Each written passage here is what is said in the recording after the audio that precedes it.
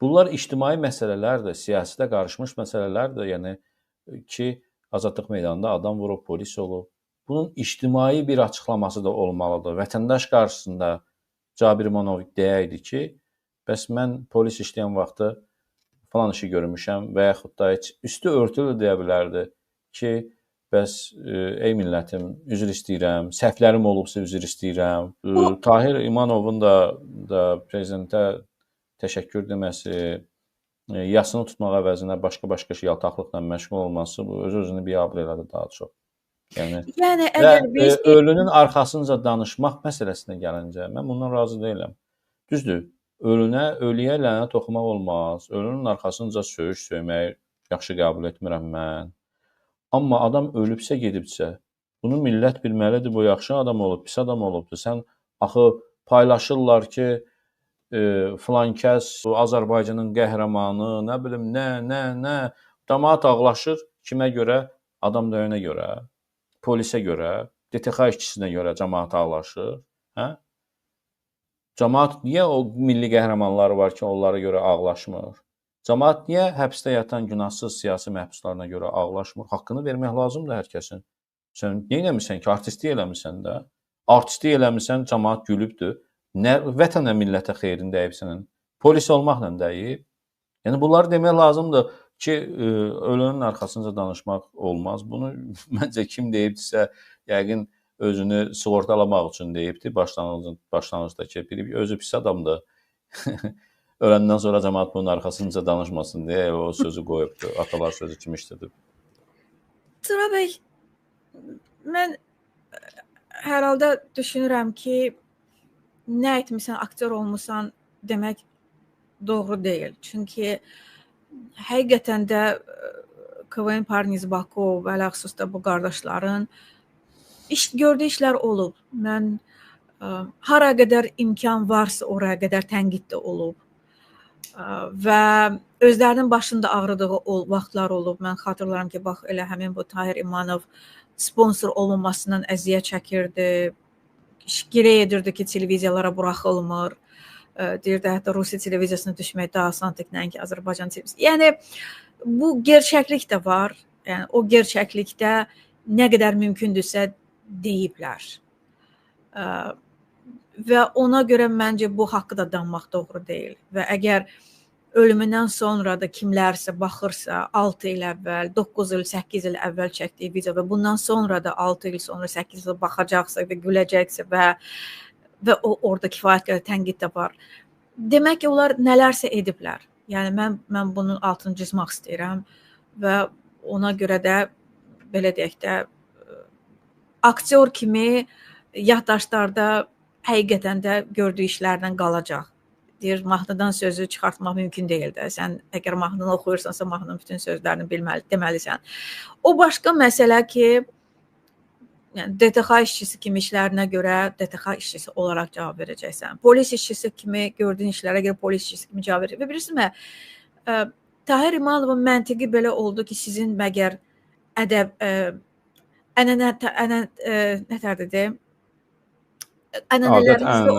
ənənələrinizdə olubmu belə bir şey? Onda mən də bəlkə Tahir İmanova sual verərdim ki, bəs bizim adət ənənələrimizdə varmı ki, sən dəfn edirsən və dəfnindən də sui-istifadə edib prezidentə tərif yağdırırsan, yaltaqlanırsan. Bəs bu bizim adət ənənələrimizdə varmı? Sənin yanına gəliblər yad etmək üçün sən də deyirsən ki, təşəkkür edirəm İlham Əliyevə. Nəyinə təşəkkür edirsən ki, dünyasını dəyişib, yoxsa ki, gülmü, əkililmi gətirib? Yəni, o həqiqətən bizim adət ənənələrimizdə yoxdur da bu. Bu biabırçılıqdır və adamlar bunu məgər buna münasibət bildirməməlidirlərmi? Niyə? Mən hesab edirəm ki, o davranış həqiqətən və mən belə davranışlar görmüşəm, həyatda da görmüşəm Tural bəy.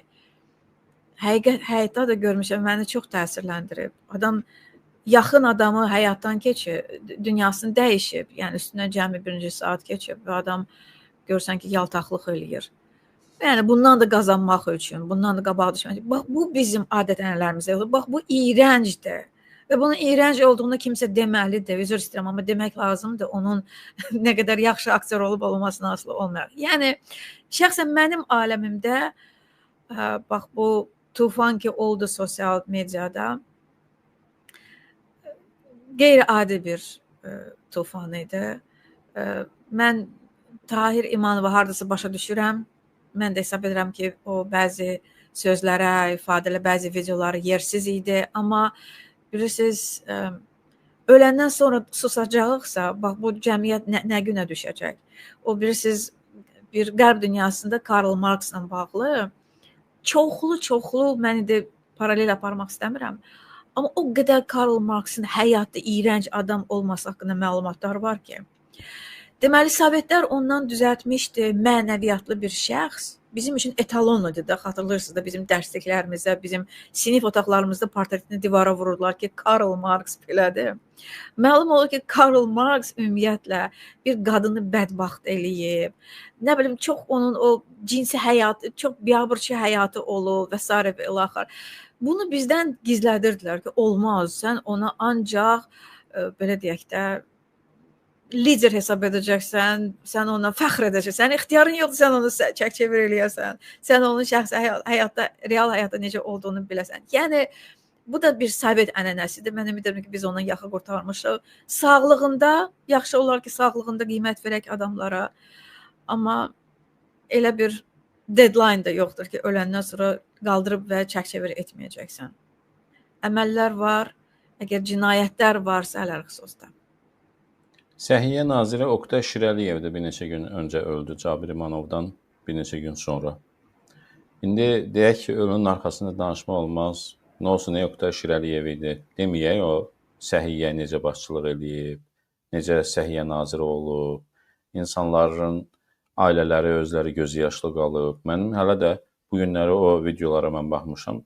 Həbsdə olan siyasi məhbus jurnalist Teymur Kərimovun Səhiyyə Nazirliyinin qarşısında etiraz aksiyaları, paltarlarını çıxardır, kostyumunu çıxardır, maykasına kimi. Yəni da adam bilmir neynəsin də, da əlacsız qalıbdır. Deyir ki, mən bunları satıram, çünki anam xərçəng xəstəsidir və bunun pulu ilə mən anama dərman alacam, çünki Azərbaycan səhiyyəsi ölübdür. İnsanlar artıq çörək tapmaq yox, artıq köhnə paltarlarını satışa çıxartmaq məcburiyyətində qalır. Və mən yenə də bildirəm, mənim bu aksiyamdan sonra qanun üstündə mənim anama hər hansı bir şey olarsa, anam ölərsə, birbaşa onun məsuliyyəti Azərbaycan Respublikasının prezidenti İlham Əliyev daşıyır. Çünki o İlham Əliyev ki, bu yaratmaz səhiyyənin başına gətirdiyi Oqtay Şirəliyevin bugünkü səhiyyə qoyduğu qiymət və bugünkü səhiyyəni sıfırın altına salmaqdır. Azərbaycan səhiyyəsi dünya ölkələri arasında sıfırıncı vəziyyətə düşüb. Buna səbəb Oqtay Şirəliyevdir. Həqiqətən, yəni xərçəng xəstələrinə Onkologiya İnstitutu Azərbaycanda bir müstəqil bir elə bir ki, respublikadır. Özünü elə aparır. Nəysə, indi söhbət Oqtay Şirəliyevdən gedirdi. Başqa etiraz edənlər var idi, gəlirdi Səhiyyə Nazirinin qabağında etiraz edirdi Oqtay Şirəliyevi. Sonra Oqtay Şirəliyev Teymur Kərimovu məhkəməyə verdi ki, mənə böhtan atır, Azərbaycanda yaxşı səhiyyə var, mənə alkaş demişdi Teymur Kərimov. Nəsimi rayon məhkəməsində neçə dənə məhkəməsi getdi, xatırlayırsınızmı? Teymur Kərimovun anası da öldü həmən məhkəmələr gedən vaxtı.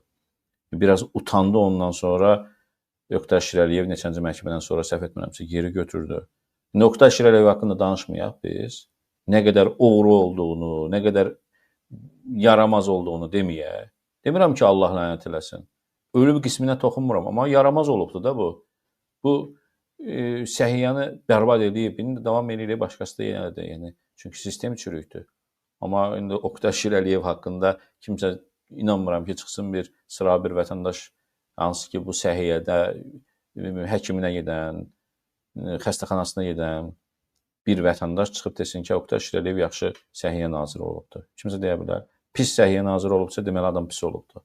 Deməli o yaramaz olubdur. Çünki biri var ki, adam yaramaz tək ola, pis adam ola. Özünə ən uzaqda, nə bilim, ailə üzvünə pislik eləyə bilər. Səhiyyədən bəhrələnən hər kəsə bunun payı var, Səhiyyə Nazirinin. Neçə adamın haqqı var və yaxasından da yapışacaqdır. Elə o dünyada. Səhiyyə Naziri kimlərinin Və Azərbaycan bilirsiniz, vətəndaşları? mənim ağlımdan bu da keçir. Yəni siz sual verdiniz ki, nə üçün bütün bu illər ərzində çıxıb tövbə etdiyini demir, yaxud peşmançılıq, məyusluq keçirdiyini demir. Əslində yəqin ki, bunun da səbəbi var. Yəni əksinə bəlkə o şəkillərdə görürsünüz də İlham Əliyevlə qucaqlaşmaq və s. Bəlkə əksinə mən bununla fəxr duyuram deyib. Bəlkə bunun müqabilində vəzifəyə də gəlib. Yəni fəxr edib adam. Biz isə gözləyirik, ürəyimizə deyirik ki, yox, yəqin ki, tövbə edib də 22 il əvvəl olub. Bəlkə onun dividendi ilə yaşayıb. Yəni bu da var. Adamların beynindən bu da keçir. Mən bir xatırlayıram, muzeyə getmişdim. Deməli, adətən muzeydə yaxşılıqla yadda qalan liderlərin abidələri olur. Burada isə pisliklərlə yadda qalan abidələrin deməli liderlərin abidələri var idi və hər bir o büstün də altında yazmışlar ki, onun rezervində nə qədər pislik var. Yəni nə qədər cəmaatı qırğını edib, qaz kamerasına salıb və s. və axır o Saddam Hüseynlər və s. Yəni onda belə çıxır ki, onlar da edilməməlidir. Bir külək də əsdi, elə olmur axı. Yaddaş var və heç kəs yaddan çıxmır və heç nə unudulmur. Sevinç xanım, Yaxşı da pis də. Yəni, mən adamlar bilirəm də, tanıyıram ki, belə adamlar var. Yəni hakimiyyətdə. Hər hansı bir kiçik indi bir vəzifəsi də yoxdur, sadəcə işləyir də hakimiyyətin hansısa bir qurumunda. Tək bir deyil, bir neçə nəfər belə adamlar tanıyıram, zaman-zaman da tanımışam. Fürsətləri olub. Hətta çağırıblar ki, səni filan yerə komitəyə sədr təyin edirik. Sistem işində də, yəni də polis sistemində də, vəsaitlərində də. Adamlar var ki, o rədd edib, qəbul etməyibdi və deyiblər ki, yəni mən gedib orada şərəfimi sata bilmərəm. Yəni də ona bu vəzifəni təklif edənin nə deməyib ki, mən gedib orada şərəfimi sata bilmərəm. Sadəcə rədd edib ki, öz yaxınına, dostuna deyib ki, yəni mən gedib orada nə işləyə bilərəm? Yəni bu mən bilirəm ki, bu orada gedib işləyib nə olacam mən? Yəni dürüst adamlar var, elə adamlar var, vəzifədən imtina eləyir. Çox yaxşı vəzifələrdən söhbət gedir ha. Elə adamlar var. İndi mən bilmirəm, Cabir İmanov da onlardan biri olardı da, ola bilərdi də. Deyərdi ki, mən polisi yaxşı 2003-də olubdu. 2005-də desin, həmən o meydanda döyənlərin içərisində olubdu. 2010-da deyərdi, 2007-də deyərdi, 2015-də deyərdi. Deyərdi ki, yaxşı da mən ağıllandım, yox, bu sistem pisdir.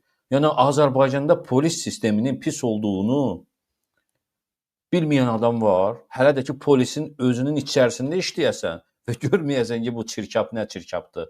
Bu adı daşımaq utanc verməlidir sənə. O paqonlar sənə rütbələr utanc verməlidir. Sən bu görürsən axı bu sistem nədir? Yəni mən görmədim onda. Sonra da gedib bu paqondan çıxıb o birisi paqonda gedib işləyir. DTX yönlüdür də adam o şeydir. Quldurbaşlar toplaşıbdı Dövlət Təhlükəsizlik Xidmətinə. Onlar da banditizm kimi başqa cür bir xərac toplayırlar cəmaatdan. Dövlətin təhlükəsizliyi ilə məşğuldur, Dövlət Təhlükəsizlik Xidməti. Bilirsiniz, acınacaqlısı odur ki, qanun ölkəsində, hüquq ölkəsində əslində Cabir İmanov, Tahir İmanov kimi istedadlı aktyorlar, onların işi yaltaqlıqdan keçmir. Onlar özlərinə şirkətlər yarada bilirlər, onlar yaxşı qazanc götürə bilirlər və Azərbaycanda sistemin bu vəziyyətə salınmasına görə birbaşa məsuliyyət daşıyan adamı bugün tərifləməkdədir həmin o qurban.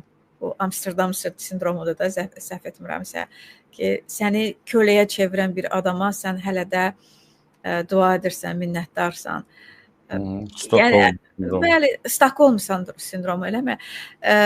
Yəni sən bəs o adama ki, deyirsən, səni evini tikib də bu adam, yəni evini dağıdıb, yəni sənin həyatını dağıdıb, sən başqa bir demokratik ölkədə yaşasaydın, özün şərəfli həyat sürəcəkdin. Həqiqətən istedadlı oğlanlardır, istedadlı qardaşlardır. Yəni bu doğrudan da belədir. İllərdən adamları güldürüblər və bu yaddan da çıxmır dediyim kimi.